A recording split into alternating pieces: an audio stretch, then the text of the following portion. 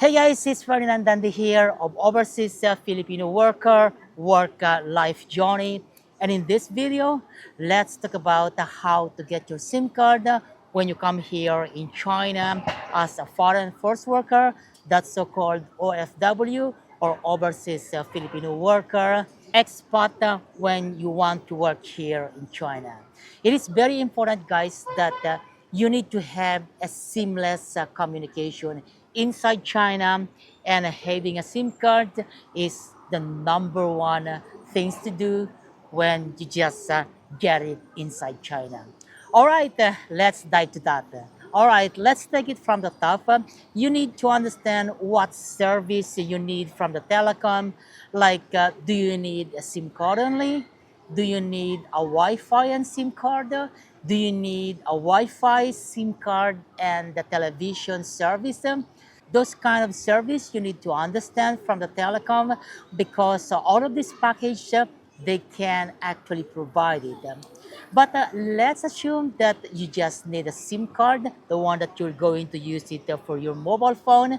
And I do believe that you already have your mobile phone that can support the 4G, LTE, or 5G. No, never mind if it cannot support 5G. 4G LTE still can work fine, as I have it in one of my mobile phone in here. So don't worry about that. I want to go to the bullet point that is on how the telecom will going to write your name, because there are actually two ways they can write your name. The conventional one, which is I call it the Chinese way, they will going to write your name with your family name first, then your first name, then your middle name is the last one. And of course, you need to check that they write your name in all capital letters. It's because the small letters and the capital letters are all together in one. They are absolutely different if you compare that with all capital letters and small letters, just like the Philippine passport, all in capital letters. So from this point, you can forget about whatever you have practiced in your country, like in the Philippines. You can write the first letter of your family name is capital, and then the rest it could be small letters. You can start to forget about those right now. The most important thing that I'm stressing in here is that the way they write your name, starting from the telecom, it should be uniform. Now let's talk about the packages. Each of the telecom company here in China have their own packages. It goes with a competition from each other. For example, just for example, for me, my SIM card has been very old, like 15 years, and I pay about 67 RMB until the money runs out. I can use that one for like normally 3 months, because normally I don't use the internet, because I normally have access in many places in here. We have free Wi-Fi in here, like Starbucks, McDonald's, in the company, in my home. So I don't need so much about data packages in my personal SIM card. But it is also possible that other telecom company have their own package. I heard about like 90 RMB for about 30 GB. That's something that when you are needed lots of package for the data. Well, it's best to try to get or get in touch with the telecom company and know about their package before you can finally select which one would you like to have. We are talking here about just the SIM card only. It's complex if you included the SIM card and the Wi-Fi and the television, which is probably later you can do that when you have already your SIM card, your seamless communication inside China. Now let's have the first challenge inside China, and that is the communication barrier. You know, not so many people can speak English in here, and that could be a challenge. If you go to the satellite telecom business in your place, probably I suggest that you can go to the main office. Probably someone in there can speak English well. But if you can't find the main office, you just have to go to the satellite office and try to communicate in English. Normally, this employee have their mobile phone with loaded with a UDAO, that is Chinese, a powerful Chinese translator from English to Chinese and Chinese to English. And normally, you can communicate in that way. I think that it can work. So what are the requirements to get a SIM card? There is only one primary requirements, two actually. You need to be there and then you need to bring your passport. Normally, they will going to take a picture of you holding your passport, the front page of your passport. That's still practice until today's, but some satellite office, they just take your passport, and that's everything goes well. You can have your SIM card, your brand new SIM card in the next 20, 10, or 30 minutes probably. But if there is a problem, that will take about an hour to solve that kind of problem normally. There are actually carriers in China, that so-called telecom company.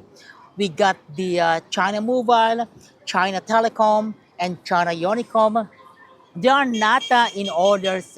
All of these telecom company here, I often call them carriers. They provide a good service. You just have to go and visit them and then try to find what is the best package that they have, especially if you are sensitive to the monthly pay. I don't think that you can get that kind of loaded SIM card right now.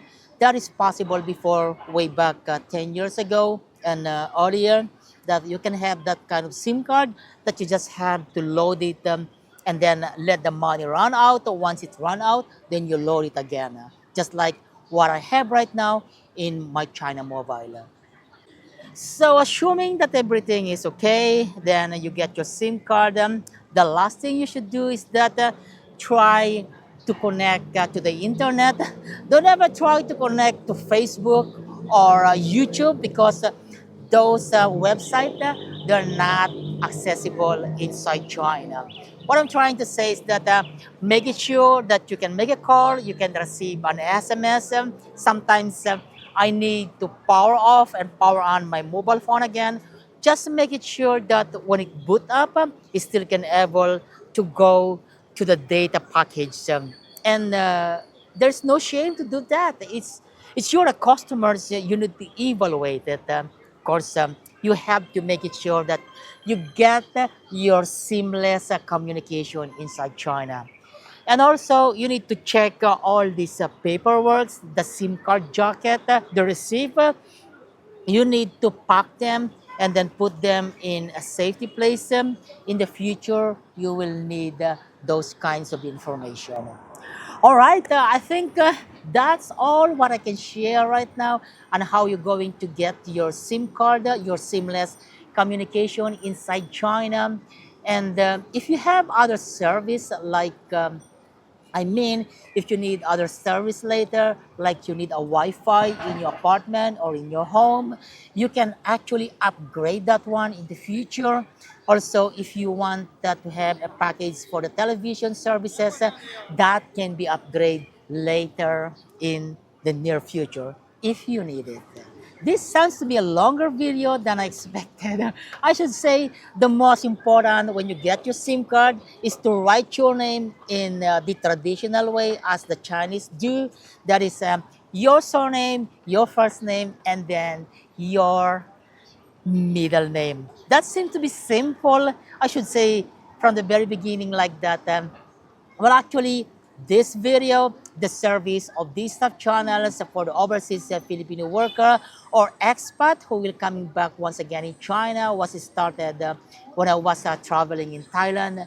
But I found it out that the video quality is not so good. Making use of the old mobile phone, I cannot take this Canon camera, or I don't have the other camera, just the old mobile phone that I Got it. So I need to retake it just to make it more presentable. So that's the next video that I will cover in the overseas Filipino worker work-life journey. This is a service provided by this channel for the expat OFW that will come to China to work as a foreign workers. Welcome once again, guys. Welcome. China is open once again. All right, it's Ferdinand Dandy once again, and thank you for watching this video.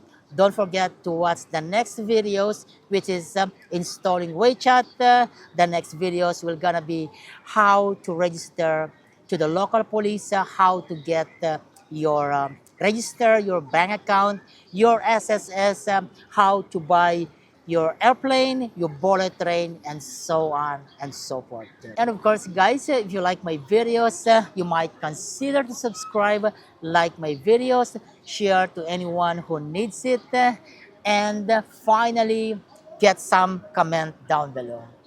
Bye for now, and see you in the next video. Have a good day, and see you around China.